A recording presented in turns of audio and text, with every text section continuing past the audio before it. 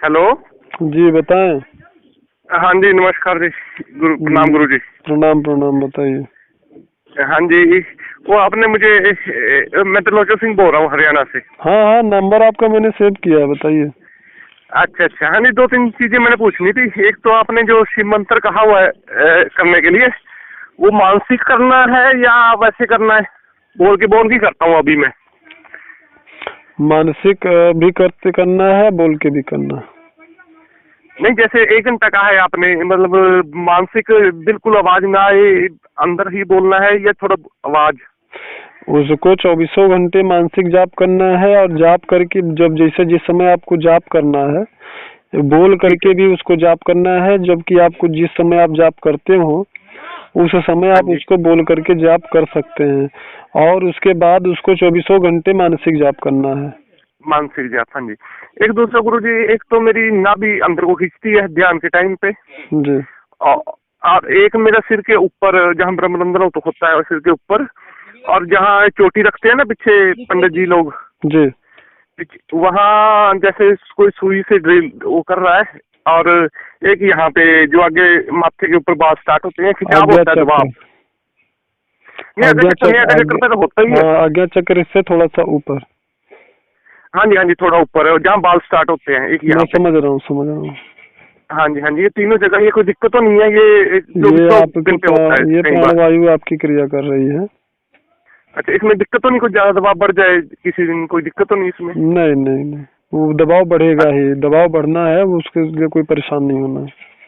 अच्छा अच्छा गुरु जी, जिस टाइम हम प्राणायाम करते हैं तो हमारा ध्यान उस टाइम कहाँ पर होना चाहिए? ब्रह्मरंध्र पे होना चाहिए।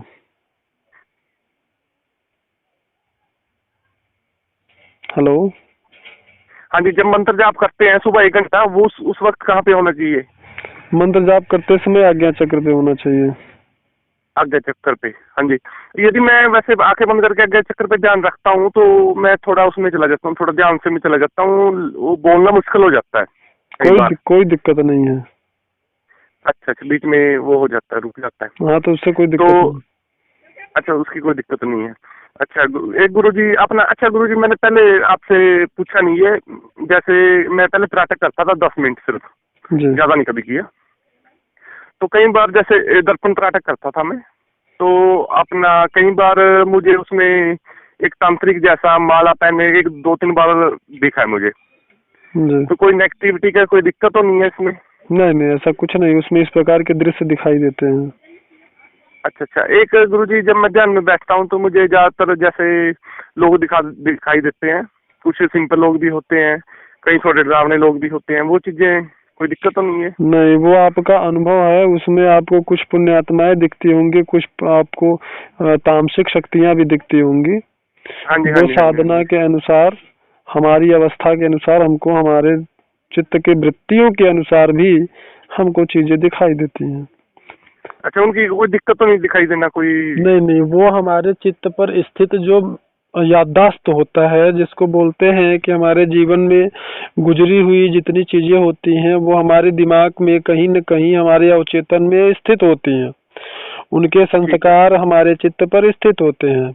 दूसरा, हमारी ध्यान की अवस्था के अनुसार जो हमारी योग्यता है, उस योग्यता के अनुसार सूक्ष्म जगत से धीरे धीरे जैसे जैसे हमारा संपर्क बढ़ता है, बनता है, वैसे वैसे हमें हमारे संस्कारों से संबंधित दृश्य भी दिखते हैं, और साथ ही साथ सूक्ष्म जगत से संबंधित भी शक्तियों से संपर्क हमारे होते हैं, उनके भी दर्शन होते हैं, चाहे वो तामसिक शक्तियां हो और चाहे वो सात्विक शक्तियां हो। ठीक है गुरु जी। एक एक दिन बल्कि मुझे एक गुरु जी अपना पहाड़ पे बैठे थे, लेकिन उनका शरीर पारदर्शी था, बिल्कुल पारदर्शी, आर पार दिखाई दे रहा था उनके। जी जी, होता है। एक दिन। हाँ जी हाँ जी हाँ जी। अभी तो ये वो था, यही पूछना था बस आपसे गुरु जी, जी। बाकी अपना आशीर्वाद हमारे ऊपर बनाए रखें। बिल्कुल आशीर्वाद रहेगा। आप कितना घंटा ध्यान कर रहे हैं? अभी गुरु जी, हाँ, एक चीज मैंने यही पूछनी थी। मैं 1 घंटा तो मंत्र जाप कर लेता हूँ, जी। तो उसके उसके बाद मैं एक बार बीच में उठ जाता हूँ, उसके बाद मैं ध्यान में बैठ जाता हूँ दोबारा। ठीक है। फिर तो मैं 1.25 घंटा या 1.5 घंटे तक पहुँचाऊँ, उस वक्त मेरी कमर दुखने लग जाती है। जी, तो कोई आसन ऐसा जिससे मेरी कमर कमर मजबूत हो सके? कमर दुखने का मतलब है कि रीढ़ के सबसे निचले हिस्से में दर्द होता है।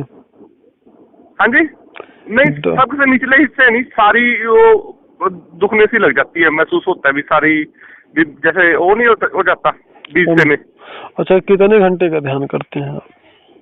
मैं लगभग अभी मैं बढ़ाने की कोशिश कर रहा हूँ, कभी 1.25 घंटा हो जाता है, कभी 1.5 घंटा मंत्र जाप से अलग।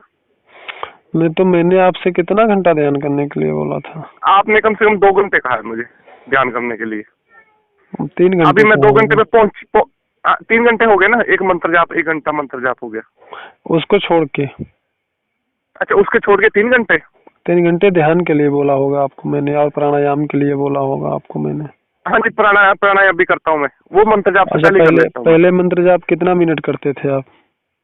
पहले तो मैं मंत्र जाप कोई आपसे बात होने से पहले, हाँ, उससे पहले तो मैं 10-15 मिनट करता, 10 मिनट, वो भी ध्यान जाने के जिस टाइम ध्यान पे बैठ जाता था। तो अब आपको हाँ 1 घंटा करना है। मंत्र जाप कैसे करते हैं, माला से करते हैं कि ऐसे ही? नहीं नहीं, मैंने यही पूछना था, माला से नहीं करता मैं, सिंपल वैसे ही करता हूँ। नहीं तो माला से किया करिए और गिन कर किया करिए, ठीक है? गिन के, ठीक है जी, ठीक है जी। क्योंकि और दूसरा ये कोई दिशा का वो रखना है, किस दिशा में करना है ये? मैं अभी तक मैंने कोई दिक्कत नहीं है। आप उत्तर की दिशा की तरफ मुंह करके करिए, चाहे आप पूरब की तरफ करके करिए, दोनों में से किसी भी दिशा की तरफ करिए।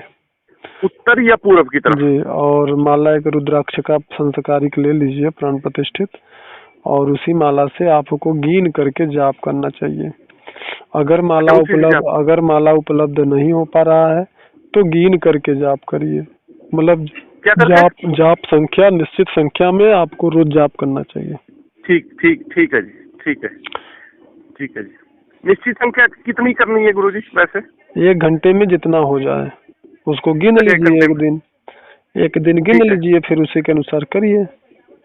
ठीक है। और जाप करने का समय निश्चित होना चाहिए कि अगर रोज आप सुबह 8 बजे 7 बजे जाप करते हैं तो 7 बजे जाप करिए, 8 बजे करते हैं तो 8 से 9 करिए, 9 बजे करते हैं तो 9 से 10 करिए। और सुबह में आपके ध्यान का समय सीमा भी निश्चित होना चाहिए कि आप 4 बजे उठते हैं तो 4 बजे रोज उठना है, 5 बजे उठते हैं तो 5 बजे रोज उठना है, 5 से 6 आपको ध्यान करना है या 6 से 7 करना है, वो निश्चित होना चाहिए। और ध्यान जो है अगर समय मिलता है तो कम से कम 2 घंटा सुबह 2 घंटा शाम को करिए। नहीं, मैं अपने शाम को भी करता हूँ ध्यान। हाँ, तो 2 घंटा शाम को ध्यान करिए, 2 घंटा सुबह करिए। मंत्र जाप जो करते हैं, प्राणायाम जो करते हैं वो अलग।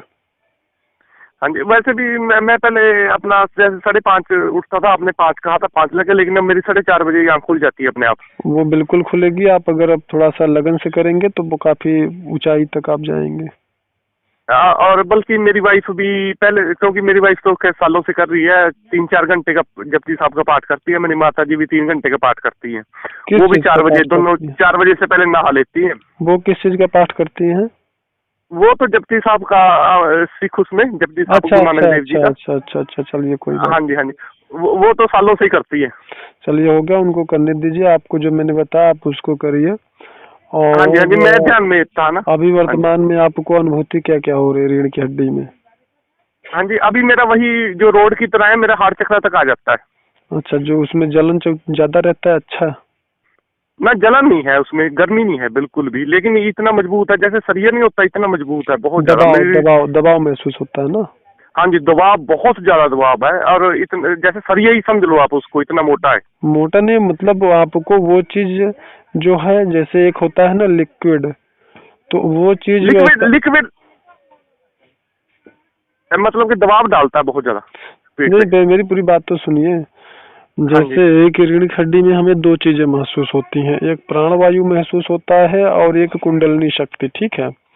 तो जो प्राणवायु होता है वो हल्का होता है, उसमें बुलबुलाहट होती है, ठीक है?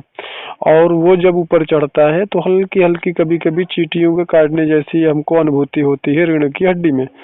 लेकिन जो कुंडलनी शक्ति है वो जब जागृत होती है, उर्द होती है, तो हमको पहले से तो अनुभव में 3 आंखें कभी दिखती हैं, कभी कोई सांप हमें दिखता है। हाँ गुरुजी, वो मैं भूल गया मैं आपको बताना। गुरुजी, मुझे 2 आंखें और कभी 1 आंख ये खुली हुई दिखती है आमतौर पे या डेली, दूसरे तीसरे दिन या डेली। तो इसका मतलब होता है कि आपकी कुंडलनी शक्ति अभी उर्द नहीं हुई है और आपकी कुंडलनी शक्ति अभी जागृत हो गई है। तो कठोरता से आप जो है हमारे निर्देश का पालन करिए, अगर जीवन में कुछ ऊंचाइयों को पाना है, और अगर ऊंचाइयों नहीं को नहीं पाना है तो फिर ऐसे गुरुजी, जन्म भर आप जो है अपने मनमानी ढंग से करते रहे। नहीं गुरुजी मेरा लक्ष्य सिर्फ ये है, मैं श्रेष्ठ से श्रेष्ठ योगी बनूं। बस तो लक्ष्य आपका जरूर बस पूरा मेरा कोई होगा, और लक्ष्य नहीं है। आप अगर मेरे निर्देश का पूरी ईमानदारी से पालन करेंगे तो ठीक है ठीक है। तो मैं मुझे करूंगा। 4 घंटे का हमें आपसे 4 घंटे का ध्यान चाहिए, 1 घंटे का मंत्र जाप चाहिए, और प्राणायाम अगर 2 बार कर लेते हैं तो अति उत्तम है। एक बार सुबह खाली पेट और एक बार शाम को खाली पेट, और शाम को अंधेरा होने से पहले। अच्छा ठीक है। अच्छा गुरुजी, ये 2 आंखें जो दिखती हैं, एक आंख दिखती है, ये इसका मतलब 2 आंखें जो दिखती हैं वो कुंडलनी शक्ति की 2 आंखें होती हैं, जो कभी खुलती हैं कभी बंद होती हैं। इस प्रकार से हमको दिखाई देती है। नहीं, वो ऐसा हमको दिखती है। और उसके बाद जो हमें सिर्फ एक आंख दिखती है, तो जो हमें एक आंख दिखती है वो कभी हमको खड़ी आंख दिखती है, कभी हमें बेड़ी आंख दिखती है। तो वो आंख कभी खुलती है और कभी बंद भी होती है, कभी थोड़ा सा खुली हुई दिखाई देती है, कभी उसमें से प्रकाश निकलता हुआ हमको दिखाई दे सकता है। तो यह हमारी दिव्य दृष्टि होती है, आज्ञा थर्ड आई होती है जिसको लोग बोलते हैं। तो इसका मतलब ये जो रोड की तरह हार्ट चलता था, ये कुंडलनी है या नहीं, ये आपका प्राणवायु है। प्राणवायु है, ठीक है जी, ठीक है जी। कुंडलनी कुछ समय लगेगा उसमें।